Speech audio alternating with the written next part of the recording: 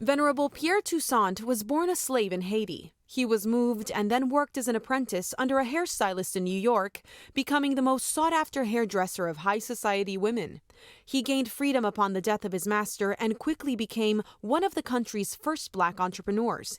He used his money to support the church and the poor. He and his wife sheltered refugees and founded one of New York's first orphanages and nursed the sick and dying during the yellow fever epidemics.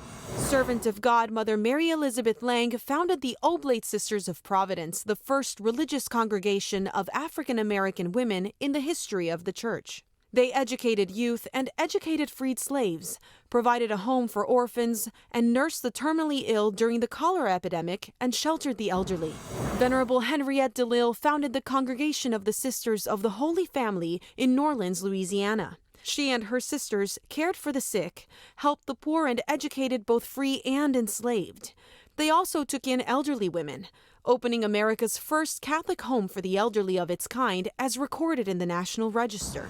Venerable Augustus Tolton, a former slave, was the first priest publicly known to be black when he was ordained in 1886. He led the development and construction of St. Monica's Catholic Church as a black national parish church, and his success ministering to black Catholics quickly earned him national attention.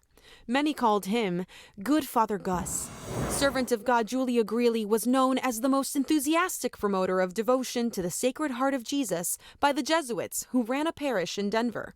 She walked to every fire station in Denver every month to deliver literature of the Sacred Heart League to the firemen. She received communion daily and was active in the secular Franciscan order for more than 15 years. Sister Thea Baumann is acclaimed as a holy woman in the hearts of those who knew and loved her. Many considered her a religious sister undeniably close to God and who lovingly invited others to encounter the presence of God in their lives.